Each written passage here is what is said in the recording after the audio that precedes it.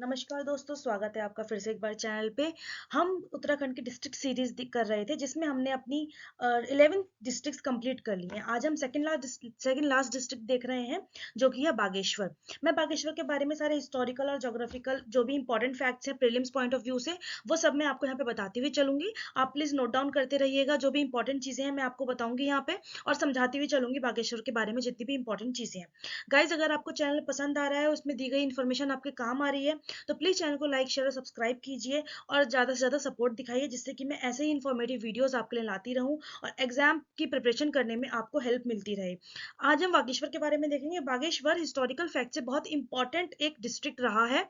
History में इसका काफी मतलब हिस्ट्री नहीं, ऑलमोस्ट मैं मानूंगी एंशियंट हिस्ट्री, जिसे और आध्यात्मिक तौर पे भी बागेश्वर का बहुत इंपॉर्टेंस रहा है। यानी कि भगवान के तौर पे, पूजा पाठ के तौर पे बागेश्वर बहुत इंपॉर्टेंट रहा है। तो वो सब फैक्ट्स मैं आपको समझाऊंगी, बताऊंगी। थोड़े कंफ्यूजिंग फैक्ट्स हैं बागेश्वर के बारे में, पर आप ध्यान से सुनते हुए चलिए, नोट्स बनाते हुए चलिए, सारा कंफ्यूजन दूर हो जाएगा। शुरू करते हैं अपना बागेश्वर डिस्ट्रिक्ट। स्टार्ट करते हैं from the map of Bageshwar. Bageshwar district का मैप बनाने स्टार्ट करने से पहले मैं आपको बताना चाहूंगी कि Bageshwar is a internal district. Internal district मैंने आपको पहले भी बताया है। इंटरनल डिस्ट्रिक्ट का मतलब होता है, जैसे कि अल्मोड़ा रुद्रप्रयाग भी हमारे इंटरनल डिस्ट्रिक्ट थे, तो बागेश्वर भी हमारा इंटरनल डिस्ट्रिक्ट है। तो इंटरनल डिस्ट्रिक्ट का मतलब होता है कि वो डिस्ट्रिक्ट किसी और भी स्टेट या फिर किसी और कंट्री से बॉर्डर शेयर नहीं करता है। वो डिस्ट्रिक्ट अपनी ही स्टेट की दूसरी डिस्ट्रिक्ट के साथ बॉर्डर शेयर करता है। जैसे कि हमारा बागेश्वर शेयर करता है बॉर्डर चमोली, अल्मोड़ा एंड पिथौरागढ़ के साथ। तो यहाँ पे कोई और स्टेट या फिर कोई और कंट्री नहीं है, ना कि इंटर स्टेट बॉर्डर है ना इंटरनेशनल बॉर्डर है। It shares only the border with Chamoli, Almora and Pithoragarh. So Bageshwar is a internal district. ये कंप्लीटली अंदरूनी डिस्ट्रिक्ट है। शुरू करते हैं बागेश्वर के इंपॉर्टेंट फैक्ट्स। स्टार्ट करते हैं बागेश्वर के हिस्टोरिकल फैक्ट्स। ठीक है। बागेश्वर या बागनाथ अल्मोड़ा से 90 किलोमीटर दूर मध्य हिमालय की घाटी में स्थित है। यानी कि in the valley of middle Himalayas, in the valley of middle Himalayas. Okay. इसे उत्तर की वाराणसी कहा जाता है, called as the Varanasi of उत्तर और नॉर्थ कह सकते हैं। इसे उत्तर की वाराणसी कहा जाता है। क्वेश्चन आ सकता है कि उत्तर की वाराणसी किसे कहा जाता है। उत्तर की काशी तो उत्तर काशी को कहा जाता है, और उत्तर की वाराणसी कहा जाता है बागेश्वर को। याद रखिए, कंफ्यूज मत होइएगा उत्तर काशी से। उत्तर काशी को उत्तर की काशी कहा जाता है और बागेश्वर को उत्तर का वाराणसी कहा जाता है। ठीक है।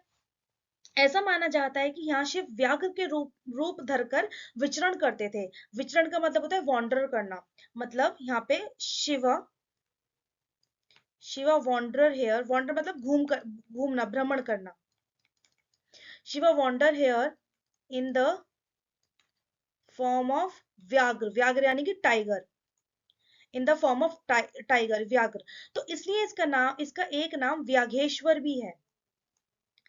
शिव का यहाँ पे विचरण करने से व्याघ्र के रूप में, इसलिए इसका एक नाम व्याघेश्वर भी है। व्याघेश्वर के बाद अब मैं इसके बारे में, इसके पूरा इसको इस तरीके से ड्रॉ करते हैं।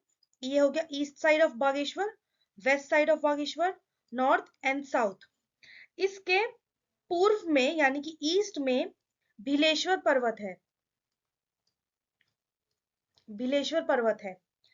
इसके इसके वेस्ट में नीलेश्वर है, नीलेश्वर है। इसके उत्तर में सूरजकुंड है। इसके दक्षिण में अग्निकुंड है। तो ये चारों तरफ से इस तरीके से घिरा हुआ है। ईस्ट में है भीलेश्वर पर्वत, वेस्ट में है नीलेश्वर पर्वत, नॉर्थ में है सूरजकुंड और साउथ में है अग्निकुंड। सरयू और गोमती नदियों के संगम पर स्थित है ये। सरयू, गोमती और अदृश्य सरस्वती, यानी कि on the confluence of Saryu, Gomti and Saraswati. Saraswati अब विलुप्त हो गई हैं। तो on the confluence of Saryu, Gomti and Saraswati, this town is located. Okay. Saryu, Gomti and Saraswati. Okay, ये टाउन यहाँ पे आगे देखते हैं इसके बारे में। मैंने बताया ये टाउन सरयू, गोमती और सरस्वती के संगम पर स्थित है। 15 सितंबर 1997 को 15 सितंबर 1997 को इसे जिला बनाया गया। It is made into a district. Date सबकी याद रखनी कि कौन जिला कब बना। 15 सितंबर 1997, 15 सितंबर 1997 को it is made into a district. Initially it was a tehsil of Almora. पहले ये अल्मोड़ा की एक तहसील था। ठीक है। मानस खंड में, मैंने बताया ना इसके हिस्टोरिकल फैक्ट्स बहुत ज्यादा इंपॉर्टेंट है। मानस खंड में गोमती को, गोमती और सरयू, सॉरी, मानस खंड में गोमती और सरयू, सरयू के मध्य नीलगिरी की स्थिति का वर्णन है। यानी कि ये बोला गया है मानस खंड में कि between the Gomti and Saryu there was a place there was a place called Nilgiri. Nilgiri, तो इसी नीलगिरी को आज हम बागेश्वर के रूप में जानते हैं।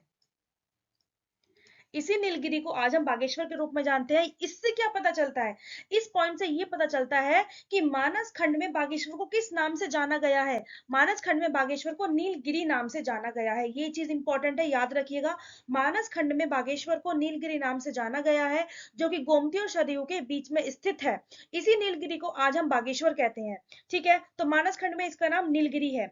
मत्स्य पुराण में भी नीलगिरी पर्वत को, बहुत, नीलगिरी को पवित्र तीर्थ बताया गया है। मत्स्य पुराण में भी नीलगिरी का वर्णन है। यानी कि Matsya Purana, Matsya Purana, Nilgiri considered as a important pilgrimage. Nilgiri considered as sacred, sacred, पवित्र बोला है ना, sacred pilgrimage, pilgrim site. Okay. तो मत्स्य पुराण में भी उसका, इसका और वर्णन कहाँ पे है, मत्स्य पुराण में। तो ये भी कह सकते हैं कि मत्स्य पुराण में भी नीलगिरी का वर्णन है और नीलगिरी को पवित्र तीर्थ बताया गया है। ठीक है, और नीलगिरी ही हमारा आज का बागेश्वर है, कंफ्यूज नहीं होना है। मानस खंड के अनुसार चंडिश नामक एक शिवगण था। मतलब शिव जी का, शिव जी के गण था ना, शिव जी एक गण में रहते थे ना, उस गण में बहुत सारे लोग थे, बहुत सारे उनके उपासक थे, जिसे हम कह सकते हैं, उनके जो उनको भगवान के रूप में पूजते थे। तो शिव जी का ही, शिव जी के गण में एक उपासक था जिसका नाम था चंडीश, जिसका नाम था चंडीश, चंडीश, शिवाज उपासक या फिर डिवोटी कह सकते हैं। शिव, मानस खंड के अनुसार चंडिश नामक शिवगढ़ ने शिव के निवास हेतु सरयू और गोमती नदी के मध्य स्थित नील पर्वत से, जो मैंने अभी आपको बताया ना कि इसके ईस्ट वेस्ट नॉर्थ साउथ में, नील पर्वत से सूर्य तक, और वरुणा से, वरुणा यानी कि जिसे हमने क्या कहा है, भीलेश्वर पर्वत, वरुणा से अग्नि तीर्थ तक एक 80 तीर्थ नामक की स्थापना करी थी। एक 80 तीर्थ बनाया था इसी जगह पर। 80 तीर्थ कहां से, नील पर्वत से सूरज कुंड तक, सूरज कुंड से भीलेश्वर तक, और भीलेश्वर से अग्निकुंड तक। तो यहाँ पे इन्होंने एक 80 तीर्थ की स्थापना करी थी। किसने, चंडीश नामक शिवगण ने। कहां पे, नील पर्वत से सूरज कुंड तक, सूर्य कुंड से भीलेश्वर तक, जिसे इन्होंने वरुण बोला है, और फिर अग्नि। ठीक है, 80 तीर्थ की स्थापना करी थी जहां पर शिव जी आए थे, और फिर इसका नाम वणीश्वर नाम रखा गया। शिव जी आए थे और इसे महाक्षेत्र या फिर वाराणसी के नाम से भी जाना जाता है। इस जगह पर गणनायकों ने, जो शिव जी के गणनायक थे, उन्होंने इस जगह पर शिव जी की पूजा वाणीश्वर नाम से करी थी। किस नाम से करी थी, वाणीश्वर, वाणीश्वर, जिसे हम ऐसे कह सकते हैं, वाणीश्वर नाम से करी थी, शिव जी की स्तुति करी थी। ठीक है, समझ गए आप, दोबारा समझा देती हूँ। चंडीश नामक एक शिवगण था, उन्होंने शिव जी के लिए एक 80 तीर्थ नामक जगह की स्थापना करी थी। वो 80 तीर्थ कहाँ था, नील पर्वत से सूर्य तक, सूर्य से भीलेश्वर तक, भीलेश्वर से अग्नि तक। तो इस जगह के बीच में इन्होंने एक 80 तीर्थ नाम की स्थापना करी थी चंडीश नामक शिवगण ने, और यहाँ पर शिव पार्वती आए थे। इसे उन्होंने महाक्षेत्र या फिर वाराणसी का नाम दिया था, और यहाँ पर शिव जी की पूजा उन्होंने वाणीश्वर नाम से करी थी। इस जगह, यही जगह आज बागेश्वर के नाम से जानी जाती है। यानी ये चीज कितनी इंपॉर्टेंट है, आध्यात्मिक तौर पे भी देखा जाए, हम हम इसे देखें तो ये आध्यात्मिक तौर पर भी कितना इंपॉर्टेंट है। ठीक है, ये हो गया आपका एक एक और इंपॉर्टेंट पॉइंट। फिर और देख लेते हैं मानस खंड में सरयू को गंगा कहा गया है। सरयू को गंगा कहा गया है, मतलब माना गया है। गोमती को यमुना माना गया है। गोमती को यमुना माना गया है। और नीलगिरी यानी कि बागेश्वर, जब भी मैं नीलगिरी बोलूं ना तो मैं बागेश्वर बोल रही हूं। ठीक है, नीलगिरी को विंध्या विंध्या और सुरवांचल माना गया है। सुरवांचल माना गया है। और यहाँ स्थित पीपल को अक्षवट कहा गया है। पीपल को, यहाँ पर स्थित जो पीपल है उसे अक्षवट कहा गया है। क्या कहा गया है? अक्षवट, यानी कि अक्षय का पेड़। तो ये है इंपॉर्टेंट। ठीक है, मानस खंड में मैंने आपको पहले बता दिया कि बागेश्वर को तो नीलगिरी कहा ही गया है मानस खंड में। और सरयू को गंगा, गोमती को यमुना और पीपल को अक्षयवट के रूप में माना गया है। ये इंपॉर्टेंट पॉइंट है, क्वेश्चन ऐसे ही उठ के सीधा सीधा आ जाएगा। ठीक है, और इन तीन नदियों का संगम होने की वजह से यहाँ पे जो सरयू एंड गोमती का जो संगम है, सरयू एंड गोमती संगम है, उसे उसकी वजह से इसे कहा गया है तीर्थ राज प्रयाग। दो नदियों के संगम को प्रयाग कहते हैं ना, तो गोमती और सरयू के संगम की वजह से इसे तीर्थराज प्रयाग नामक नाम दिया गया है। ठीक है, तीर्थराज प्रयाग नाम दिया गया है। ये यहाँ विद्यमान वागीश को विश्वेश्वर और इस नगरी को वाराणसी का दूसरा रूप बताया गया है। बागेश्वर की जो महत्ता है, बागेश्वर की जो इंपॉर्टेंस है, बागेश्वर की जो हिस्टोरिक इंपॉर्टेंस है, जो प्राचीनता है, उसकी ऐतिहासिकता है, इसका ज्ञान हमें बागेश्वर मंदिर परिसर में ही 9वीं शताब्दी के कत्यूरी शासक भूदेव के शिलालेख से मिलती है।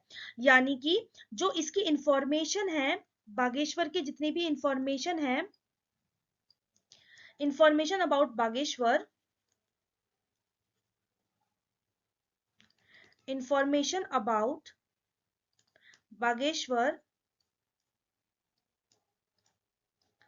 कहां से मिलती है? 9th century inscription of Katyuri king और Katyuri ruler Bhudev on the walls of Bageshwar temple. Bageshwar temple, ठीक है, भूदेव के शिलालेख में मिलती है। From the information about Bageshwar we get from the 9th century inscription of Katyuri ruler Bhudev on the walls of Bageshwar temple. Katyuri ruler Bhudev का हमें 9th सेंचुरी का इंस्क्रिप्शन मिला है बागेश्वर के दीवारों पर। ठीक है, इस लेख में बागेश्वर को व्याघेश्वर कहा गया है। Bageshwar called as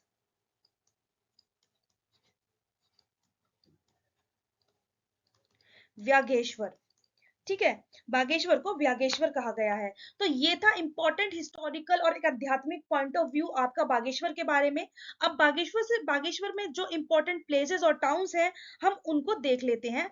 important places देख लेते हैं बागेश्वर के। अभी तक हम जैसे देखते थे पुरानी सीरीज में भी, पुरानी डिस्ट्रिक्ट्स में भी। सबसे पहला है हमारा बागनाथ मंदिर, बागनाथ टेम्पल। बागनाथ टेम्पल बागेश्वर शहर के निकट है, गोमती और सरयू के संगम पर है। on the confluence of on the sangam of Gomti and Saryu. Gomti and Saryu के संगम पर है, dedicated to lord Shiva, Shiv ji को समर्पित है। डेडिकेटेड टू लॉर्ड शिवा, ठीक है, जिसका निर्माण चंद्रवंशीय लक्ष्मी चंद ने करवाया था। Constructed by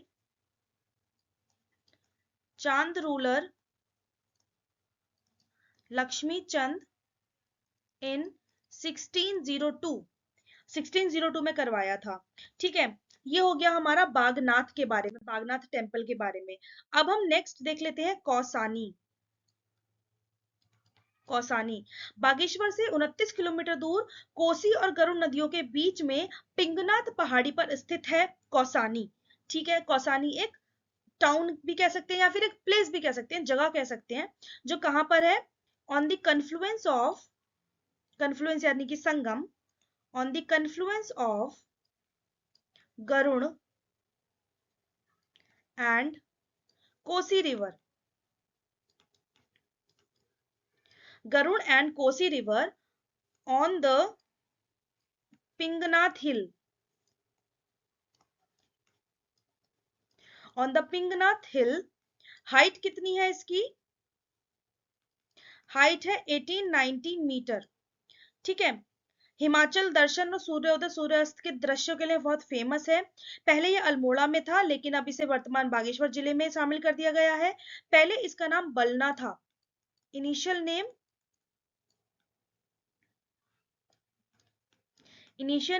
बलना,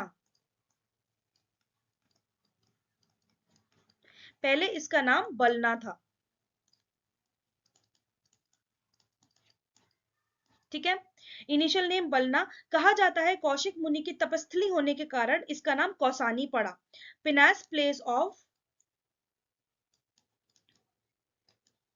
पिनास place of Kaushik Muni. पता होना चाहिए ना कि हमें इसका नाम किस वजह से क्यों पड़ा। तो कौशिक मुनि की तपस्थली होने के कारण इसका नाम कौसानी पड़ा। हिमालय का यहाँ जैसा दृश्य दिखाई देता है वह कम कम ही स्थानों पर दिखाई देता है। ठीक है, कत्यूरी घाटी कौसानी के सामने स्थित है, जहां से सूर्य उदय का मनोरम दृश्य दिखाई देता है। और इंपॉर्टेंट पॉइंट जो है इसके बारे में वो है 1929 में महात्मा गांधी, महात्मा गांधी विजिटेड हेयर। 1929 में महात्मा गांधी यहाँ पर आए थे एंड 14 डेज तक रहे थे, 14 डेज तक रहे थे। ठीक है, 14 डेज विजिट रही थी उनकी, और 14 डेज तक रहे। और यहाँ पर उन्होंने यंग इंडिया नामक अपने लेख में कौसानी को भारत का स्विट्जरलैंड कहा। In his young India, in his young India magazine he called Kausani as Switzerland of, Switzerland of India. उन्होंने यंग इंडिया नामक अपने लेख में कौसानी को स्विट्जरलैंड कहा इंडिया का। सो इंपॉर्टेंट पॉइंट आपके एग्जाम में आ सकता है, which place is known as the Switzerland of India? Kausani is known as the Switzerland of India. और भारत का मिनी कश्मीर किसे, सॉरी उत्तराखंड का मिनी कश्मीर किसे कहते हैं? उत्तराखंड का मिनी कश्मीर हम कहते हैं पिथौरागढ़ को। तो ये चीज इंपॉर्टेंट रखिएगा, कंफ्यूज मत होइएगा। कौसानी को कहते हैं स्विट्जरलैंड, पिथौरा को कहते हैं मिनी कश्मीर। सो 1929 में गांधी जी यहाँ पर आए थे, 14 दिन तक रहे थे, और यंग इंडिया नामक में उन्होंने कौसानी को मिनी स्विट्जरलैंड, भारत का स्विट्जरलैंड कहा। गांधी जी जिस स्थान पर रहे थे वहां उसे अनाशक्ति योग आश्रम नाम दे दिया गया। The place where Gandhi ji lived is known by the name Anasakti आश्रम।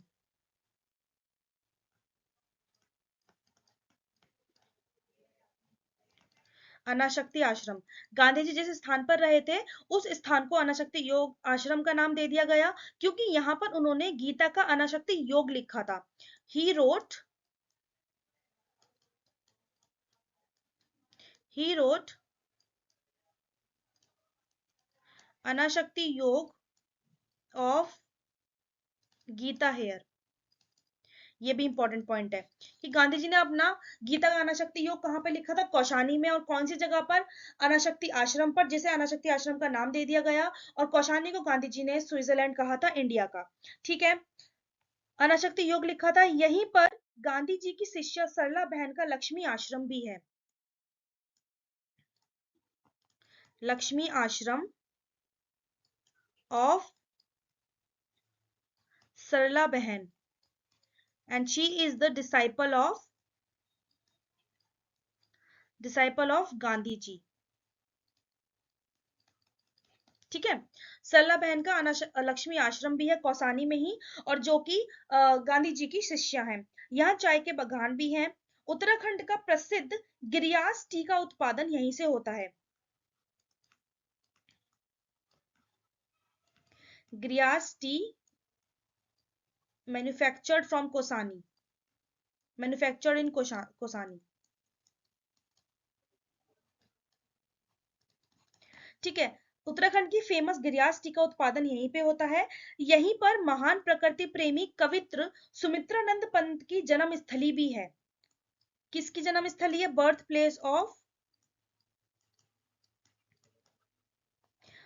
Place of nature lover and poet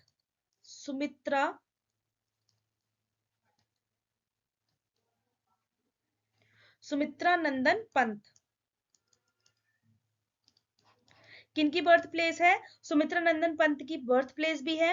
उनके जन्म स्थल पर एक लघु संग्रहालय स्थापित किया गया है, यानी कि जहां पे उनकी जन्म स्थली है वहां पर क्या है? एक स्मॉल म्यूजियम कंस्ट्रक्ट है।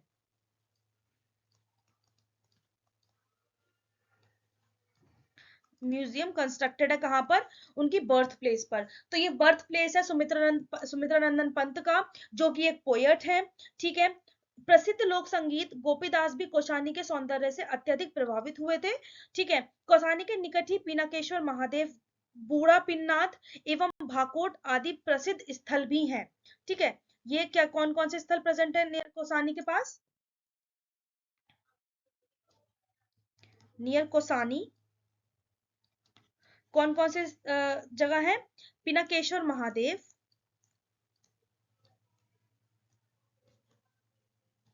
पिनाकेश्वर महादेव। कौसानी कौन सी पहाड़ी पर है? पिंगनाथ पहाड़ी पर। तो पिनाकेश्वर महादेव, बूढ़ा पिन्नाथ, बूढ़ा पिन्नाथ और भकोट, ये इंपॉर्टेंट प्लेसेस हैं जो कि कौसानी में लोकेटेड हैं, कौसानी के पास। फिर थर्ड इंपॉर्टेंट प्लेस पे आ जाते हैं हम, बागेश्वर के, जो है बैजनाथ। बैजनाथ ये बागेश्वर से 26 किलोमीटर दूर, कौसानी से 19 किलोमीटर दूर, गोमती व गरुण गंगा नदियों के संगम पर है। On the confluence of, Bageshwar में काफी नदियां हैं। On the confluence of Gomti and Garun Ganga.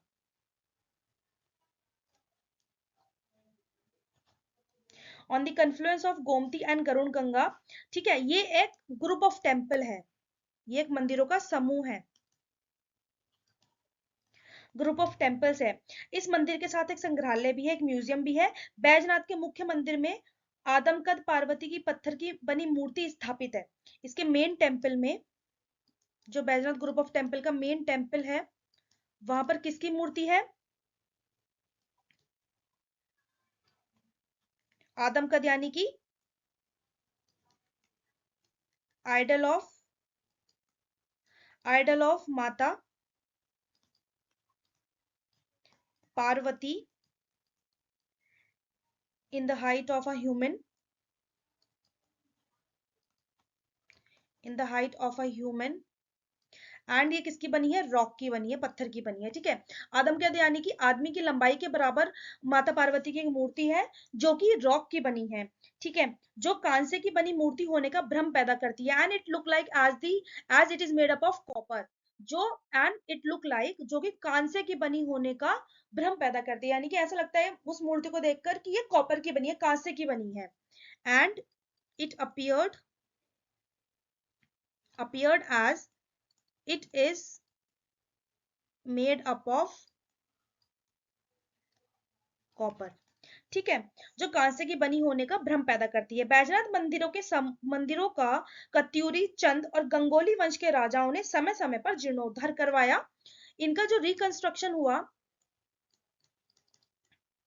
Reconstructed by Katyuri, Chand and Gangoli rulers from time to time. ठीक है, समय समय पर कत्यूरी, चांद और गंगोली जो वंश के राजा थे, उन्होंने इसका जीर्णोद्धार करवाया। मंदिर के समीप में ही एक चौपड़ चबूतरा है।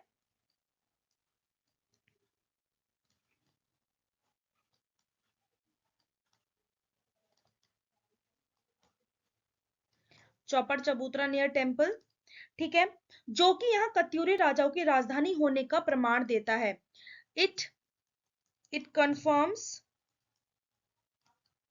That it was the capital of Katyuri Kings.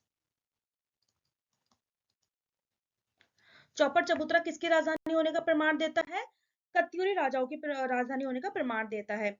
फिर फोर्थ आता है यहाँ का important place, Pindari glacier. Pindari glacier, Pindari glacier भी बागेश्वर में स्थित है। ठीक है, नंदकोट शिखर के पश्चिमी ढाल पर लगभग 3 किलोमीटर लंबा व 380 मीटर चौड़ा यह ग्लेशियर स्थित है। इसकी हाइट, इसकी लेंथ कितनी है? लेंथ है 3 किलोमीटर और हाइट है, नहीं सॉरी, ब्रेड्थ है, ब्रेड्थ है 380 मीटर। ठीक है, ये ग्लेशियर स्थित है। यहाँ मोनल पक्षी, मोनल बर्ड, जो कि हमारी स्टेट बर्ड भी है, मोनल बर्ड, मस्क डियर, कस्तूरी मृग, मस्क डियर, कस्तूरी मृग जो कि स्टेट एनिमल भी है, और भोजपत्र, भोजपत्र पाए जाते हैं। ठीक है, फिफ्थ है हमारा कोट भ्रामरी व नंदा मंदिर। कोट भ्रामरी व जिसे हम नंदा मंदिर के नाम से भी जानते हैं, मंदिर और टेम्पल। ठीक है, बैजनाथ से लगभग 2 किलोमीटर दूर डंगोली के पास कोट भ्रामरी का मंदिर है, नियर डंगोली, नियर डंगोली। ये कत्यूरी की अधिशास्त्री कुल देवी भ्रामरी तथा चंद्रवंश द्वारा स्थापित नंदा देवी का मंदिर है। कत्यूरीज, कत्यूरीज देवी भ्रामरी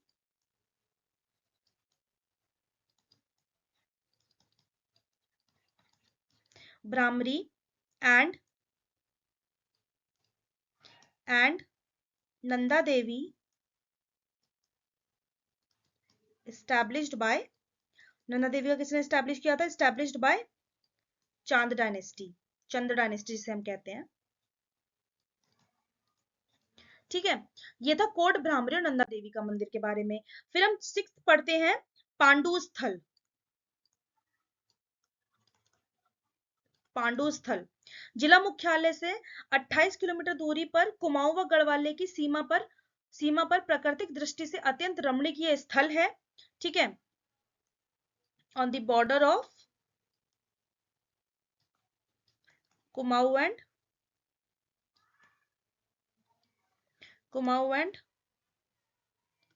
गढ़वाल, कुमाऊं और गढ़वाल की सीमा पर स्थित ये जगह है। ठीक है, और किंवदंती के अनुसार यहाँ पर अज्ञातवास में पांडवों ने प्रवास किया था। अकॉर्डिंग टू किंवदंती, किंवदंती must be historian, according to किंवदंती ड्यूरिंग अज्ञातवास, पांडवों को 12 वर्ष का अज्ञातवास हुआ था ना, ड्यूरिंग अज्ञातवास पांडवास विजिटेड हेयर, पांडव यहाँ पर आए थे। ठीक है, और श्री कृष्ण जन्माष्टमी पर यहाँ पर सुप्रसिद्ध जल मेला लगता है। On the occasion of Krishna Janmashtami, on the occasion of Krishna Janmashtami, on the occasion of Krishna Janmashtami, fair organized here, ठीक है। कृष्ण जन्माष्टमी पर यहाँ पर मेला लगता है। फिर हम लास्ट यहाँ का इंपॉर्टेंट प्लेस देखते हैं 7th, जो कि है भद्रकाली। भद्रकाली टेम्पल, ठीक है। बागेश्वर से 33 किलोमीटर दूरी पर यह शक्तिपीठ स्थित है। इस पीठ को कुमाऊं में गढ़वाल के काली मठ के समान माना जाता है। और यहाँ तीनों स्वरूप महाकाली, महालक्ष्मी, महासरस्वती की मूर्तियां स्थापित हैं। Considered considered equivalent as the काली मठ ऑफ गढ़वाल। गढ़वाल के काली मठ के समान माना जाता है। तो ये थे हमारे इंपॉर्टेंट प्लेसेस और इंपॉर्टेंट बातें बागेश्वर के बारे में। इसी के साथ हम अपना 12वां डिस्ट्रिक्ट बागेश्वर खत्म करते हैं और हमारा लास्ट डिस्ट्रिक्ट बचा है चंपावत, जो कि हम कल खत्म करेंगे। कल के बाद हमारी डिस्ट्रिक्ट सीरीज कंप्लीट हो जाएगी। हमने एक बहुत बड़ा मेजर पोर्शन उत्तराखंड का कंप्लीट करा है। डिस्ट्रिक्ट्स के बारे में जितने भी इंफॉर्मेशन थी मैंने आपको सारी दी है 1 बाय 1। अगर आपने पुराने वीडियोज नहीं देखे हैं तो वो भी देखिएगा, सारे के सारे इंपॉर्टेंट है और कहीं ना कहीं आपके एग्जाम में क्वेश्चन जरूर देखने को मिलेंगे इससे, ठीक है। इसके बाद आप मुझे कमेंट में बताइएगा कि आपको इसके बाद कौन सा इंफॉर्मेशन चाहिए या फिर कौन से टॉपिक पे आप मैं उत्तराखंड के बारे में लेके आऊं। आइदर करंट अफेयर्स लेके आऊं 1 बाय 1 में, जैसे कि हर मंथ के करंट अफेयर्स लेके आऊंगी। अभी मैं धीरे धीरे तैयारी कर रही हूँ, धीरे धीरे इकट्ठा कर रही हूँ जनवरी के करंट अफेयर्स के बारे में। जैसे भी जनवरी करंट अफेयर्स की सारी इंफॉर्मेशन मिल जाएगी आपके लिए वीडियो आ जाएगा जनवरी करंट अफेयर्स का। फिर उसके बाद मैं लेके आऊंगी फरवरी के, फिर मार्च के। ऐसे ही हम धीरे धीरे 1 बाय 1 मंथ वाइज देखते हुए चलेंगे। जनवरी 2024 के करंट अफेयर्स के बारे में बात कर रही हूँ, ठीक है। अब जो भी एग्जाम आएगा करंट अफेयर जनवरी के ही आएंगे। अगर उससे पहले के भी चाहिए होंगे तो हम पहले के देख लेंगे। अभी शुरुआत करते हैं इस साल के करंट अफेयर से ही, ठीक है। इसके बाद आपको उत्तराखंड से रिलेटेड जो भी इंफॉर्मेटिव वीडियो चाहिए आप मेरे को कमेंट में बता सकते हैं। आइदर हम हिस्ट्री करें, ज्योग्राफी करें या कुछ और भी वीडियो करें, आप मेरे को बता दीजिएगा। मैं सारी इंफॉर्मेशन आपके लिए यहाँ पे लेके आऊंगी। आई होप मेरे द्वारा दी गई सारी की सारी जानकारी आपको कहीं ना कहीं काम आ रही है और आपको बहुत हेल्प मिल रही है इससे। अगर हेल्प मिल रही है तो आप जानते हैं आपको क्या करना है। लाइक, शेयर और सब्सक्राइब कीजिए, चैनल को सपोर्ट कीजिए, आगे ज्यादा से ज्यादा आगे बढ़ाइए इसे। और ताकि मैं ऐसे ही इंपॉर्टेंट चीजें आपके लिए उत्तराखंड से लेके आऊं, जिससे कि आपका एक पार्ट उत्तराखंड कंप्लीट हो जाएगा। किसी भी एग्जाम में अच्छे खासी वेटेज में आता है उत्तराखंड, ठीक है। और आपको कोई भी प्रॉब्लम ना हो, सारा इकट्ठा आपको एक ही जगह मिल जाए, इधर उधर जाने की, इधर उधर ढूंढने की जरूरत ना पड़े, ठीक है। Okay, bye bye guys. इस वीडियो से मेरी तरफ से बस इतना ही। हम कल मिलेंगे नए वीडियो के साथ, जो कि होगा हमारा लास्ट डिस्ट्रिक्ट चंपावत, ठीक है। बाय बाय, थैंक यू, धन्यवाद।